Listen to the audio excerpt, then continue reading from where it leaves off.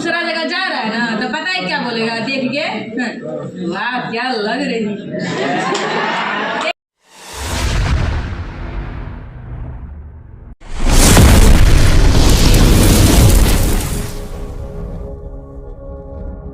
श्लोक का जो चैप्टर है उसका 5 श्लोक हमने पढ़ लिया है। 5 को पढ़ लिया है ना, उसमें और 5 बचा हुआ था जो आज क्लियर कर लेंगे, ठीक है। फिर ये 7 पाठ पूरी तरह से खलास। होती में इच्छता ऐश्वर्य चाहने वाले को पुरुषेण यानी पुरुष को, यानी कि जो इंसान बहुत बड़ा ऐश्वर्य चाहता है, ठीक है, खुशी चाहता है, निद्रा, तंद्रा, भय, क्रोध, आलस, दीर्घ सूत्रता, ये जो नंबर है 6 लाइन, वो हमारे लिए बहुत इंपॉर्टेंट है। उसमें ये बताया गया है कि जो भी व्यक्ति अगर चाहता है कि हमारा लाइफ स्टाइल बहुत बढ़िया हो, ठीक है, हमें किसी भी चीज की कमी ना हो, तो उसके लिए 6 चीज है जो उसे छोड़ देना चाहिए। अगर वो 6 चीजें छोड़ देता है तो उसकी लाइफ में किसी तरह की कोई कमी नहीं रहेगी। अब वो 6 चीजें है क्या, वो भी सुन लीजिए। पहला है निद्रा। क्या है? निद्रा मतलब होता है ऊंघना। सुबह सुबह में ठंडा में तो भाई और ये सब है, ठंडा के मौसम में अगर कोई उठाता है सुबह में तो रजाई में से निकलने का मन नहीं करता है। तो ये आपके अंदर है ना, ये छोड़ना पड़ेगा आपको। निद्रा मतलब होता है ऊंघना, ये आपको छोड़ना पड़ेगा। दूसरा तंद्रा मतलब होता है अधिक खाना। ये फ्री के मिल जाए तो लपेट लो, पहले सुबह दौड़ेंगे 10 बार। यहाँ पे भय माने होता है डर। देखो, अगर हमें सक्सेस करना है ना, सक्सेस पाना है किसी भी चीज में, तो हमारे अंदर डर नहीं होना चाहिए। तुमको अगर पढ़ाई करना है, तुमको अगर टॉप करना है, तुमको अगर फर्स्ट आना है, तो डरना नहीं कि मालूम हम पढ़े, हमको याद नहीं हुआ, हम फेल हो गए, तो क्या करेंगे। जब तक हम काम स्टार्ट करेंगे नहीं, तब तक हमको रिजल्ट मिलेगा नहीं। एक आदमी है जो खेत रोप रहा है, दूसरा है जो खेत नहीं रोप रहा है। ये इस डर से रोप रहा है कि भाई मौसम खराब हो जाएगा, हमारा जो सब चीज बर्बाद हो जाएगा, नहीं हो पाएगा खेती हमारा। दूसरा रोप दिया, कहा कि नहीं हम करेंगे भाई, बर्बाद होगा तो भी चलेगा, पहले रोप के देखें तो जरूरी है कि इस मौसम खराब हो जाएगा। तो अब बताइए कि भगवान भरे से मौसम मान लीजिए बढ़िया था, तो ये जो है पहला ए यानी कि रोपा ही नहीं खेत, और बी जो है कि वो खेत रोप दिया, तो लास्ट में फायदा किसका हुआ? ए का या फिर बी का? ये तो डर के मारे पहले ही छूट गया, बाहर निकला बी।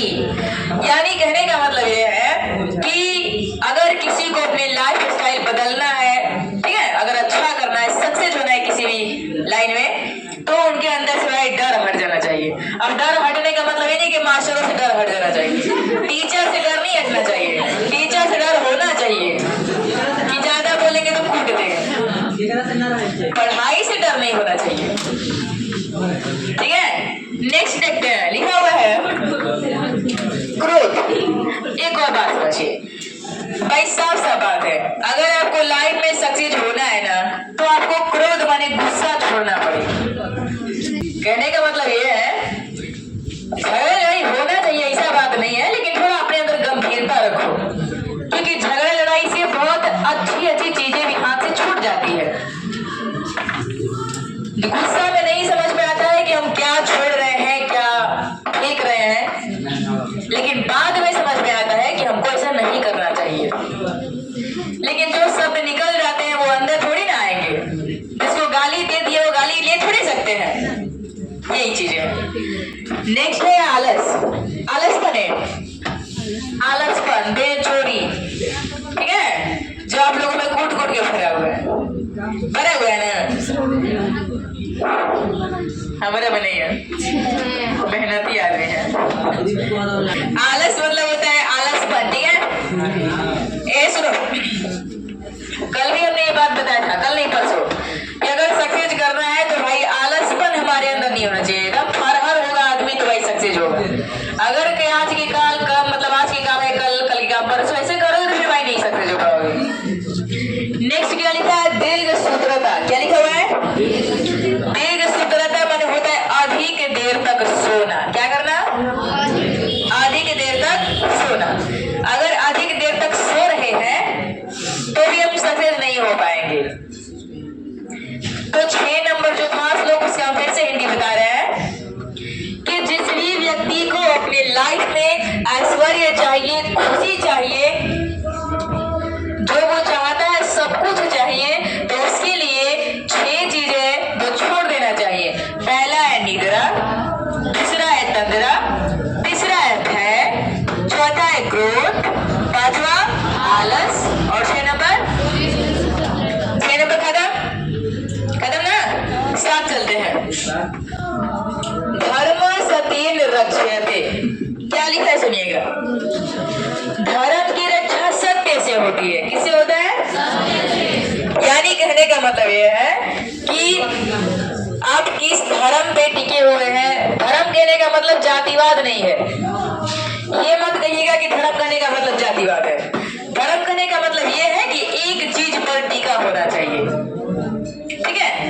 और अगर आप एक चीज पे टिके हुए हैं तो उसकी रक्षा होती है सत्य से। एक चीज पे टिके होने का मतलब है कि आपको सच बोलना पड़ेगा। दूसरा है विद्या की रक्षा योग से होती है। योग मतलब होता है अभ्यास। योग माने रिवीजन। ये बिल्कुल सही बात बोला गया है कि जब तक हम रिवीजन करते रहेंगे तब तक विद्या हमें कंटिन्यू रहेगा।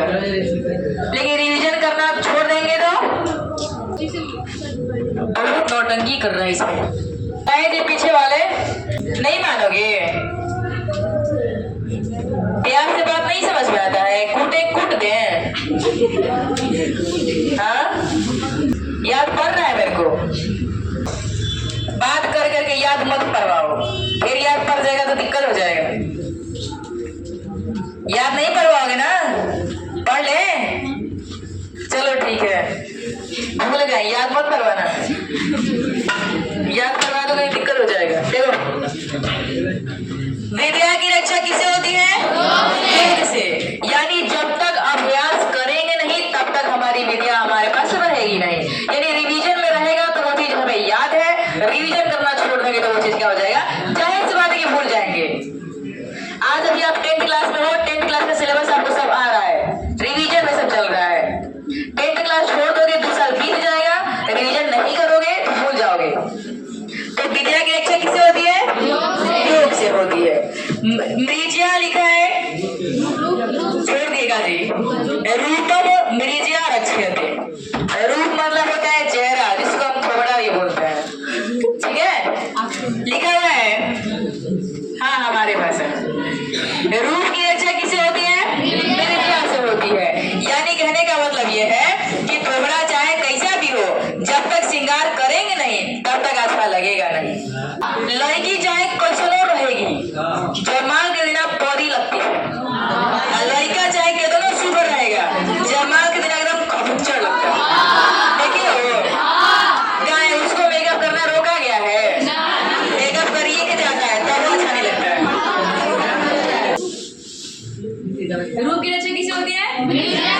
तो ऐसे अगर किसी को हम लोग देखेंगे ना तो सब एकदम बौरा बौरा ऐसा लग रही है, लग रहा है सूत उठ के सब आ गई है, वो नहीं धोई है।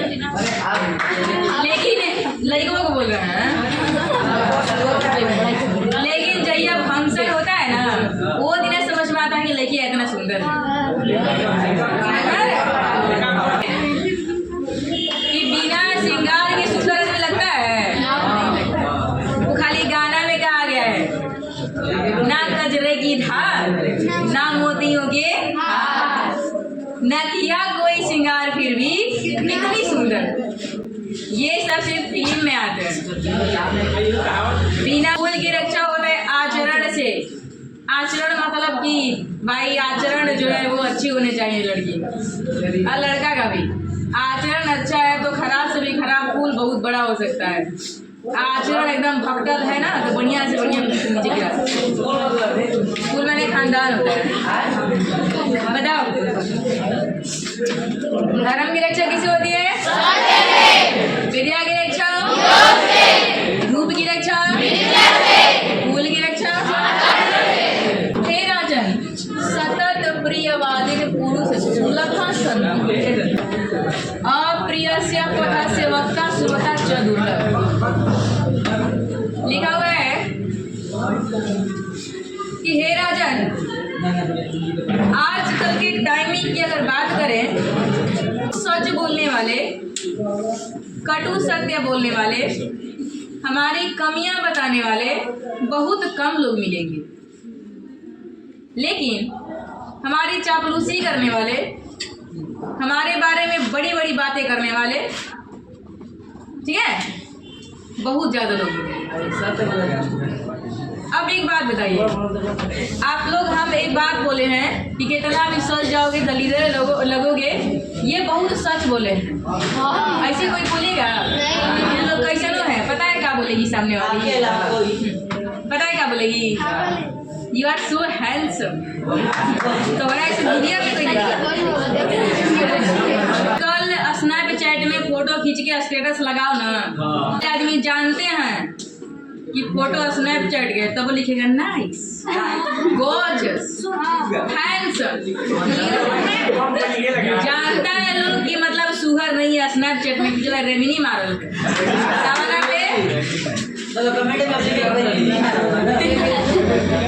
माने कहे का मतलब ये है कि सच्चाई कोई नहीं बताता है आजकल। ये देखो गार्जियन है, गार्जियन को बड़ाई नहीं करते हैं। तुम्हारा बात छोड़ो ना, हमारा गार्जियन हमारे बड़ाई नहीं करते हैं, तनी को नहीं। गार्जियन को बड़ाई करते हैं कबो ना, ये तो पढ़ लेगी तब वो कहेगी बगले वाली सुगर है ना। वो क्या करती है देख ले, तो लाज लगा था अब वो नहीं, देख लो नौकरी ले लिया, क्या कर रहा है?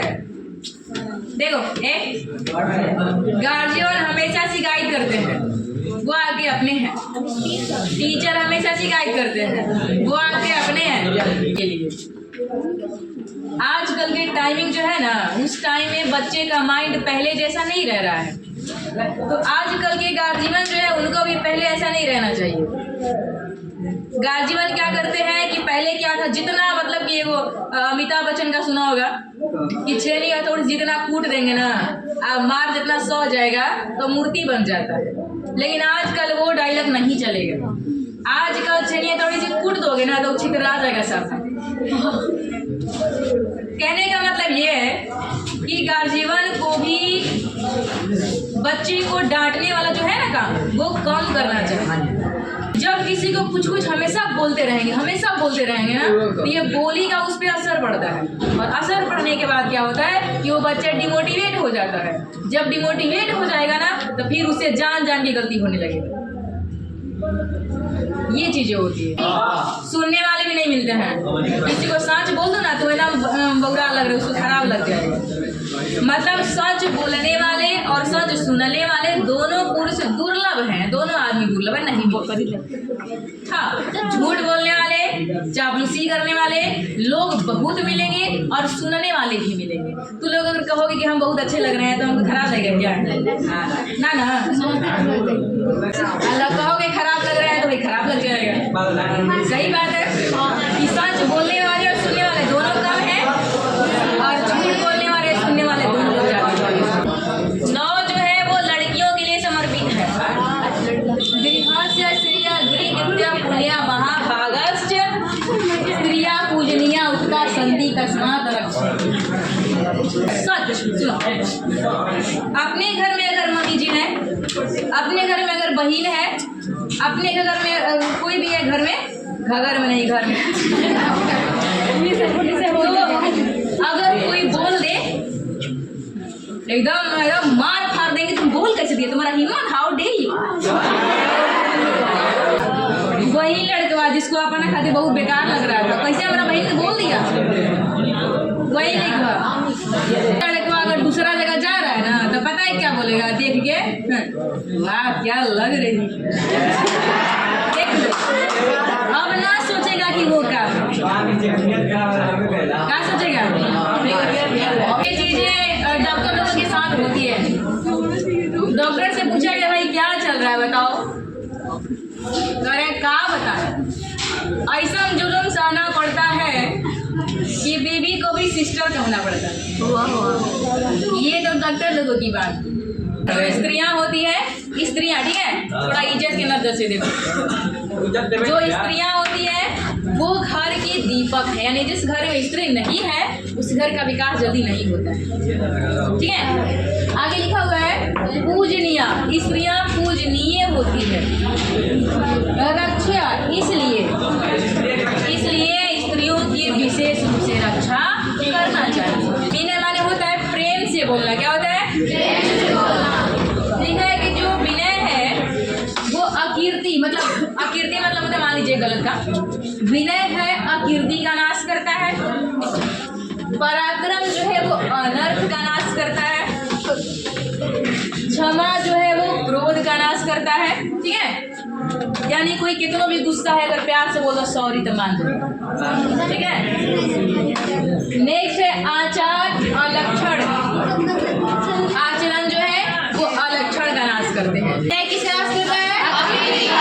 क्षमा, आचरण, नरक की कितने